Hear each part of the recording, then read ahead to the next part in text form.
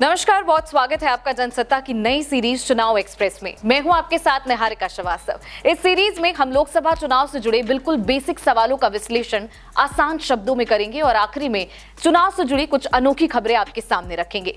आज का सवाल है कि क्या चुनाव जीतने के बाद घोषणा पत्र में किए गए वादों को पूरा करती हैं सरकारें या फिर घोषणा पत्र सिर्फ सांकेतिक रह गए हैं। लोकसभा चुनाव 2024 के पहले चरण का मतदान अब बेहद करीब है। पार्टियां अलग अलग रूप में घोषणा पत्र ला रही हैं या लाने की तैयारी कर रही हैं। सबसे बड़ी और सत्ताधारी पार्टी भाजपा का घोषणा पत्र अभी तक नहीं आया।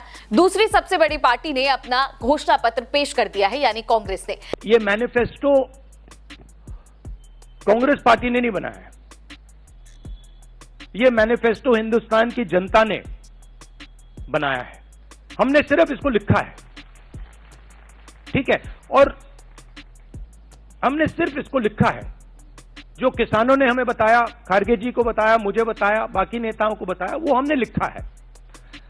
चाहे वो रोजगार की बात हो, चाहे वो कॉन्ट्रैक्ट लेबर की बात हो, हजारों लोगों से बात करके हमने ये हिंदुस्तान की आवाज है, ये लिखी है। मगर जो राजनीति में आज हो रहा है वो क्लियर है कि सब पार्टीज को नरेंद्र मोदी, ईडी, सीबीआई, इन इंस्टीट्यूशंस को कैप्चर करके फाइनेंशियली मोनोपोली बना रहे हैं अपनी। और चुनाव के बाद रियलिटी है कि ये जो फाइनेंशियल मोनोपोली बड़ी इंटरेस्टिंग चीज है, क्योंकि सारा का सारा इंफॉर्मेशन, किससे एक्सटॉर्शन किया है, किसको कॉन्ट्रैक्ट दिया है, कॉन्ट्रैक्ट देने के बाद उसने कितना पैसा दिया है, वो पूरी ब्लूप्रिंट, पूरी की पूरी ब्लूप्रिंट इलेक्टोरल बॉन्ड्स में लिखी हुई है। तो नरेंद्र मोदी जी ने आज नहीं तो कल ऑपोजिशन को पूरी chargesheet, proof sheet electoral bonds के थ्रू पकड़ा दी है। तो इसीलिए थोड़ा टेरर हो रहा है उनको, इसीलिए नंबर निकला है 400 पार। इसलिए ये महाराष्ट्र में हमारे नेता ले जा रहे हैं, हरियाणा में सब जगह हमारे नेता ले जा रहे हैं, क्योंकि इनको लग रहा है कि भैया अगर 400 पार नहीं 180 हो गई, 160 हो गई, 140 हो गई तो नैया पार हो जाएगी। सबसे ताजा घोषणा पत्र समाजवादी पार्टी का है, जो 10 अप्रैल को आया था। जैसा कि अभी बताया गया, समाजवादी पार्टी की कोशिश रही कि समय समय पे जिन लोगों ने सुझाव दिए हैं उन सभी सुझावों को इस विजन डॉक्यूमेंट में शामिल कर लिया जाए। और इसके लिए समाजवादी पार्टी ने जनता का मांग पत्र कह करके सोशल मीडिया पे भी जानकारी हासिल करने की कोशिश की। उसके माध्यम से भी जनता की जो मांगें थीं वो कई कोनों से समाजवादी पार्टी के अपने पेज के माध्यम से पहुंची हैं, हम लोगों तक जानकारी मिली है।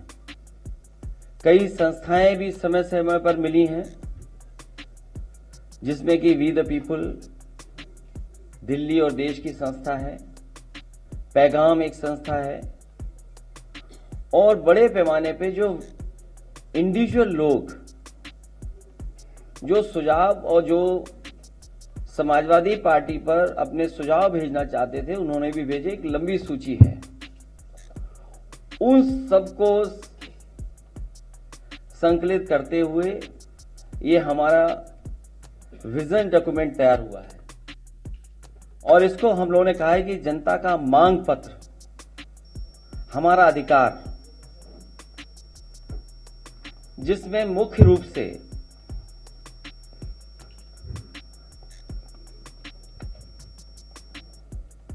क्योंकि मैं बहुत डिटेल में नहीं जाऊंगा, क्योंकि विजन डॉक्यूमेंट है, इसलिए जो मुख्य रूप से बातें रखी इसके अंदर, इस जनता के मांग पत्र में, वो सबसे पहले संविधान बचाने का अधिकार, लोकतंत्र की रक्षा का अधिकार, मीडिया की आजादी का अधिकार, लोकतांत्रिक संस्थाओं की स्वतंत्रता एवं स्वायत्तता का अधिकार, न्याय और समानता का अधिकार, सामाजिक न्याय का अधिकार। और जहां सामाजिक न्याय के अधिकार की जब हम बात करें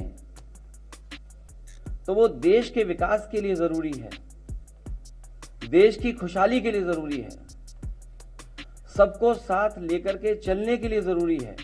और जब हम इंक्लूसिव डेवलपमेंट की बात करें तो सामाजिक न्याय के बिना इंक्लूसिव डेवलपमेंट कैसा। इसलिए देश के विकास की धुरी है जाति गणना, जो जरूरी है। रोटी का अधिकार, महंगाई से निजात पाने का अधिकार, गरीबी से बाहर निकालने का अधिकार, सुरक्षित वातावरण में जीने का अधिकार, जातिवादी टिप्पणी से मुक्ति का अधिकार, गड्ढे मुक्त सड़कों पर चलने का अधिकार, 24 घंटे बिजली की आपूर्ति पाने का अधिकार, गरीब को भी उच्च श्रेणी की शिक्षा पाने का अधिकार हो, बेहतर स्वास्थ्य सेवा पाने का अधिकार, बेहतर सार्वजनिक परिवहन पाने का अधिकार, खेल प्रतिभाओं को निखारने के लिए आवश्यक संसाधन पाने का अधिकार, सुविधा से एफआईआर दर्ज कराने का अधिकार। और जहां सामाजिक न्याय की बात कही गई है, वहीं ये विजन डॉक्यूमेंट इस बात को कहता है कि जाति जनगणना में देर नहीं होनी चाहिए। इसके लिए 2025 तक जाति आधारित जनगणना कराएंगे। इसके आधार पर 2029 तक सबको न्याय एवं हिस्सेदारी सुनिश्चित की जा सके। किसान कल्याण को लेकर के दुग्ध सहित सभी फसलों के लिए एमएसपी की गणना स्वामीनाथन फार्मूले के तहत हो, और जो फार्मूला दिया गया है C2, उसी के तहत किसानों को एमएसपी मिले। घोषणा पत्र एक तरह से पार्टियों के वादों का आधिकारिक दस्तावेज है, वो वादे जिन्हें पूरा करने के लिए पार्टियां जनता से वोट मांगती हैं। आइडियल सिचुएशन ये है कि घोषणा पत्र में शामिल मुद्दों के आधार पर ही पार्टियां वोट मांगे और सत्ता में आने वाली पार्टी 5 साल में उन वादों को पूरा करे। दोनों ही बातें मोस्टली व्यवहारों में नजर नहीं आती हैं। भाजपा का घोषणा पत्र आना बाकी है, लेकिन कांग्रेस का आ चुका है। कांग्रेस ने इस बार अपने घोषणा पत्र में युवा न्याय, किसान न्याय, सामाजिक न्याय, आर्थिक न्याय की बात की। इसके तहत पार्टी ने गरीबों, किसानों, महिलाओं के लिए सत्ता में आने पर तमाम तरह के बड़े वादों की घोषणा गारंटी के रूप में की है। कांग्रेस कहती रही है कि चुनाव का मुद्दा बेरोजगारी, महंगाई, भ्रष्टाचार है, लेकिन अपने घोषणा पत्र में उसने कितनी अहमियत दी है इसका भी विश्लेषण कर लेते हैं। अब इसका अंदाजा इस बात से लगाया जा सकता है कि 15,000 से ज्यादा शब्दों वाले घोषणा पत्र में एम्प्लॉयमेंट, अनएम्प्लॉयमेंट शब्द को 29 बार जगह दी गई। इन्फ्लेशन यानी कि महंगाई को और करप्शन को, एंटी करप्शन शब्द को 4 बार इस्तेमाल किया गया। वहीं किसान शब्द का उल्लेख 27 जगह पर हुआ।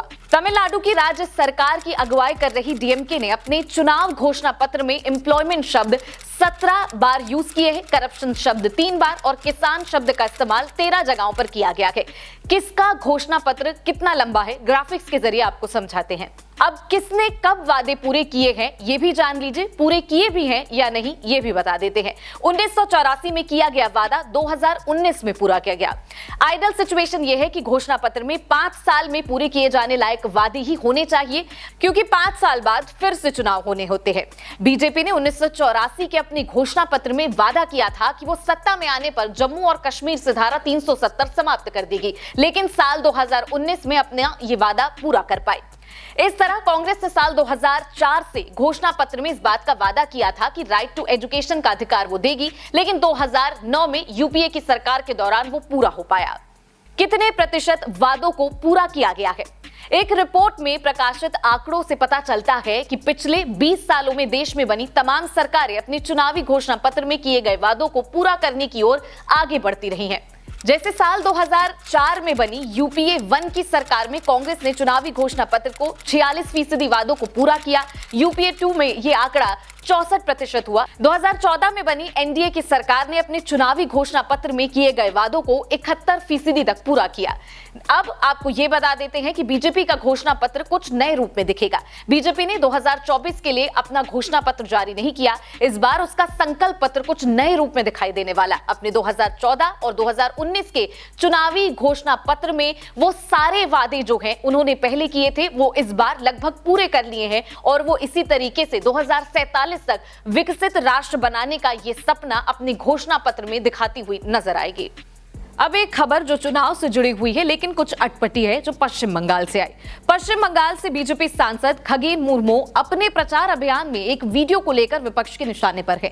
दरअसल इसमें वो एक महिला को किस करते दिख रहे हैं। वायरल वीडियो का स्क्रीनशॉट शेयर करते हुए तृणमूल कांग्रेस ने यहां पर बीजेपी को महिला विरोधी बताया और एक्स पर लिखा, अगर आपने जो देखा है उस पर आपको विश्वास नहीं हो रहा तो हम स्पष्ट कर देते हैं, ये भाजपा सांसद और मालदा उत्तर उम्मीदवार खगेन मुर्मू है जो प्रचार अभियान के दौरान महिला को चूम रहे हैं। महिला पहलवानों का यौन उत्पीड़न करने वाले सांसदों से लेकर महिलाओं के बारे में अश्लील भाषाओं का इस्तेमाल करने वाले सभी विरोधी नेता इसमें शामिल हैं। मोदी का परिवार इस तरह नारी के सम्मान में लगा हुआ है। सोचिए अगर ये सत्ता में आए तो क्या करेंगे।